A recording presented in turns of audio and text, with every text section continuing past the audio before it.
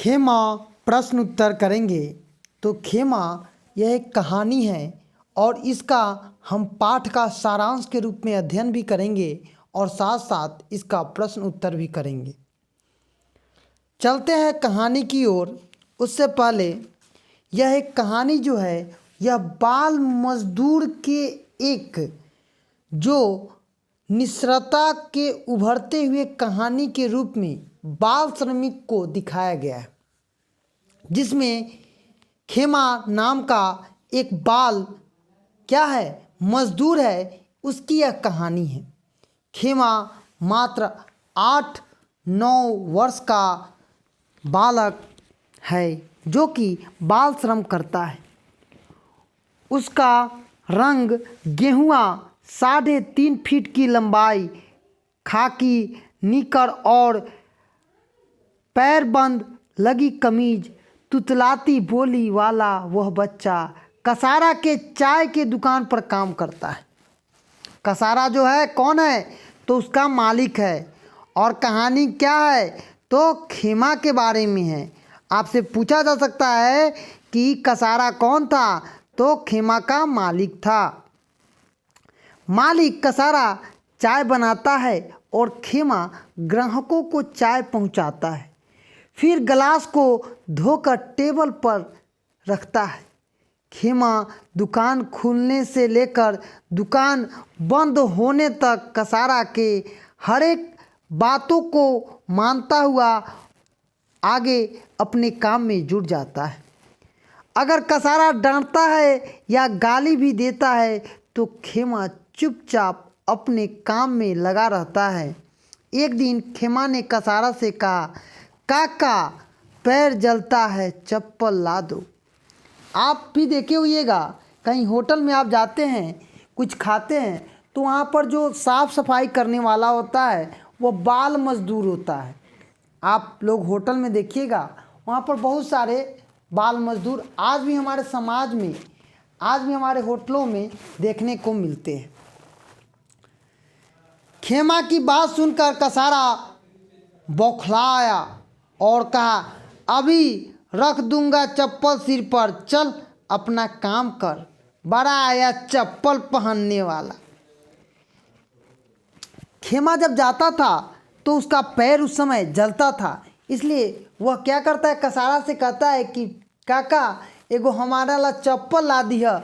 इस पर कसारा खिसिया जाता है और उसे बहुत बोलने लगता है। क्या करता है, बहुत बोलता है।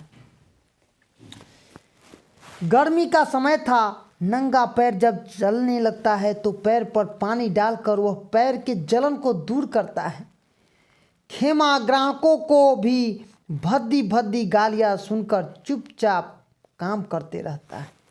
आप भी देखिएगा, होटल में जो बच्चा काम करता है उसको अगर 2-4 लप्पर दे देता है कोई भी, यार ये साफ नहीं है, ये नहीं है, तो वो क्या करता है, कुछ जवाब देता है, नहीं देता है।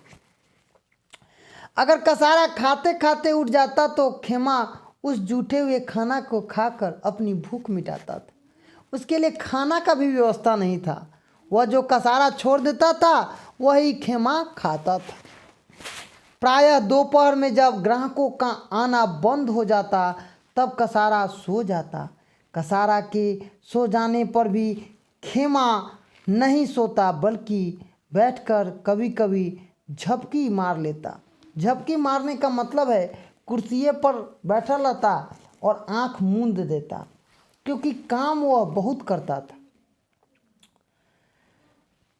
रात्रि भोजन कर खेमा अपने मालिक कसारा का पैर दबाता, फिर दोनों सो जाते। दूसरे दिन फिर वही काम करता और यह काम निरंतर होते रहा। 2 मास पूर्व कसारा ने उस बालक को खरीद कर लाया था। कसारा उसे पीटता भी था, खेमा सब कुछ सह लेता था। एक रोज़ जब कसारा दुकान में नहीं था, लेखक ने खेमा से पूछा, तुम्हारा सेठ तुमको कितना पैसा देता है? खेमा ने कहा, मैं नहीं जानता हूँ। लेखक ने फिर पूछा, क्या स्कूल नहीं जाते? खेमा ने उत्तर दिया, पढ़ाई का मन तो करता है, लेकिन बापू स्कूल नहीं भेजते हैं। लेखक ने पुनः पूछा, क्या तुम अपने मालिक से खुश हो? उत्तर में खेमा ने जवाब दिया, नहीं। लेखक खेमा के घर जाकर उसके पिता से खेमा के पढ़ाई लिखाई करवाने की मांग करता है और कहता है कि आपका अगर बच्चा पढ़ लिख जाएगा तो अच्छा बन जाएगा। तो क्या होता है, खेमा का बाप रोते हुए आता है, कहता है ठीक है, पर कसारा का रुपया लौटाना होगा। क्योंकि कसारा क्या था, खेमा को कीन कर लाया था। क्या करके लाया था? कीन कर लाया था। लेखक रुपया देने की बात करता है। खेमा का पिता कसारा के पास रुपया वापस लिया। तब खेमा को कसारा से छुटकारा मिलता है। यही बाल मजदूरी हमारे समाज को प्रभावित कर रही है और इसी को इस पाठ में संलग्नित किया गया है। खेमा कहानी या खेमा के चरित्रण को यहाँ पर प्रस्तुत किया है। खेमा लेखक के शरण में आ जाता है। वह लेखक की सेवा तथा सब काम करना चाहता है, लेकिन लेखक उसे सिर्फ पढ़ाई पर जोर देता है और पढ़ाई ही दुनिया में वह सबसे आगे करता है। मैंने प्यार से खेमा के सिर पर हाथ फेरा। मैंने उसे बिस्तर पर सो जाने के लिए कहा। कच्ची नींद में सोया खेमा करीब 2 घंटे बाद बड़बड़ाने लगा, आया सेठ जी आया। संभवतः कसारा की आवाज़ अर्ध निद्रावस्था में खेमा को सुनाई दे रही थी और यह कहानी समाप्त हो जाता है। अब हम लोग खेमा कहानी या खेमा का प्रश्न उत्तर करेंगे। तो पहला प्रश्न है, खेमा कसारा के होटल पर काम क्यों करता था? उत्तर लिखेंगे, खेमा एक गरीब बाप का बेटा था।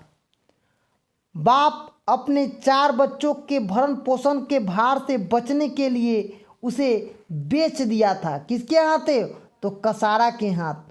खेमा को कसारा ने खरीद लिया था, इसलिए खेमा कसारा के होटल में काम करता था। दूसरा प्रश्न है, खेमा द्वारा चप्पल की मांग करने पर कसारा ने क्या जवाब दिया? उत्तर लिखेंगे, प्रस्तुत पाठ हमारे हिंदी पाठ्य पुस्तक किसले से लिया गया है? पाठ का नाम खेमा है। मेरे पैर जलते हैं, चप्पल ला दो काका। यह कहते हुए खेमा ने जब चप्पल की मांग किया तो कसारा ने जवाब देते हुए कहा, अभी रख दूँ चप्पल सिर पर, चल अपना काम कर, बड़ा आया चप्पल पहनने वाला। यह सुनकर खेमा उदास हो जाता है कि हम इतना सेवा उसके करते हैं तब भी वह मेरे लिए चप्पल नहीं लाता है। तीसरा प्रश्न है, अपने पैरों पर पानी गिरने से खेमा को तसल्ली क्यों मिलती थी? उस समय गर्मी का मौसम था, खेमा के खाली पैर जलते थे। कसारा ने चप्पल मांगा तो डांट पड़ी, अतः खेमा अपने पैरों के जलन को दूर करने के लिए उस पर पानी डालता था।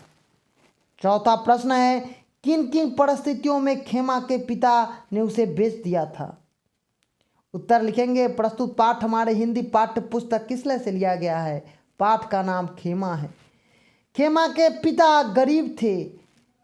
आज भी हमारे समाज में जो गरीब लोग होते हैं वो अपने बच्चे को होटल इधर उधर काम में लगा देते हैं। अपने बच्चे को वह भरण पोषण करने में सक्षम नहीं था, अतः अन्य भाइयों की तरह ही खेमा को उन्होंने बेच दिया था और अपने दायित्व से मुंह मोड़ लिया था। आगे प्रश्न है, जब लेखक ने खेमा के पिता से कहा कि वे खेमा को अपने साथ ले जाकर पढ़ाना चाहते हैं, तब उसकी आंखें क्यों भर आई? अपना विचार दीजिए। जब लेखक ने खेमा के पिता से कहा कि खेमा को अपने साथ ले जाकर पढ़ाना चाहता हूँ, तब उसकी आंखें भर आई, क्योंकि उसके मन में अपने संतान के प्रति दया, अनुराग, प्रेम, करुणा की भावना जाग उठती है। हर एक पिता का अरमान होता है कि उसका बाल बच्चा पढ़ लिख कर कुछ करे, बड़ा आदमी बने, लेकिन वह तो अपने अरमानों का गला घोट चुका था, क्योंकि वह कसारा से खेमा को बेच दिया था। इसी कारण से खेमा के पिता की आंखों में आंसू भर आते हैं। आगे प्रश्न है, पाठ के आगे खेमा कहानी पढ़कर आपके दिमाग में कौन कौन से प्रश्न उठ रहे हैं? उत्तर लिखेंगे, यह कहानी बाल श्रमिकों पर आधारित है। मनुष्य अपने संतान को क्यों बेचता है? ऐसा क्या दायित्व होता है कि वह बेच देता है? क्या संतान के भरण पोषण के दायित्व से बचना पिता का कर्तव्य है?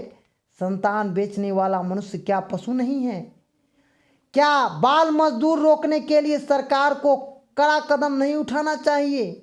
ये सब बातें हमारे मन में जागृत होती है और समाज में भी देखने को मिलता है, लेकिन हम लोग आवाज़ नहीं उठाते हैं।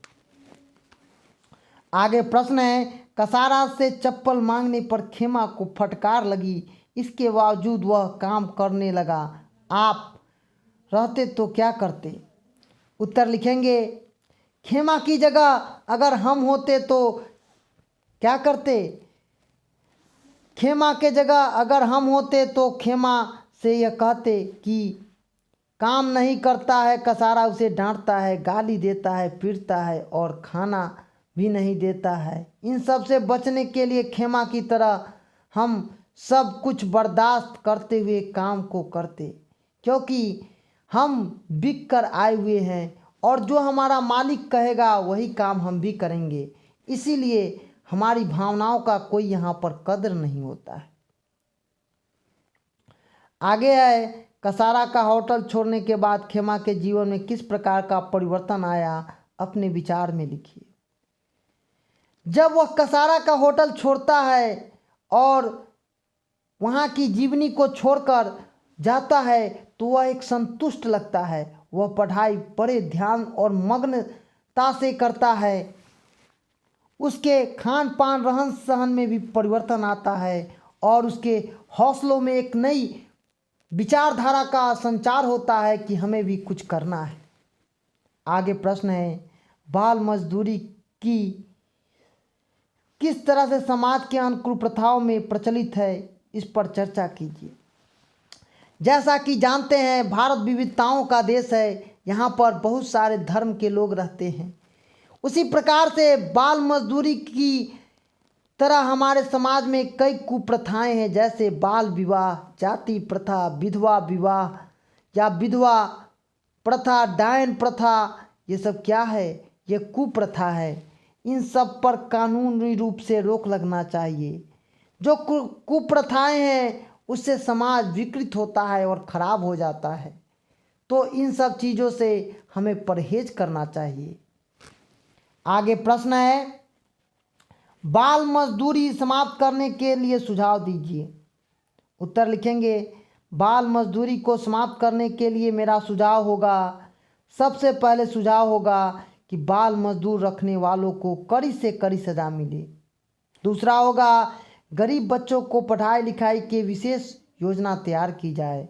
तीसरा होगा, गरीब लोग अपने बाल बच्चों को नहीं पढ़ाए, उसके बाल बच्चों को धन पालन लोग गोद लेकर पढ़ाए। आगे है, गरीब माता पिता को भी आर्थिक मदद देकर बच्चों को बेचने और बाल अपराध को रोकने के लिए भी कहा जाए। क्योंकि यह कहानी खेमा प्रश्न उत्तर और सारांश के रूप में मैं आपके लिए प्रस्तुत किया हूँ, जो कि कक्षा 8 के विद्यार्थियों के लिए बड़ी महत्वपूर्ण होगा।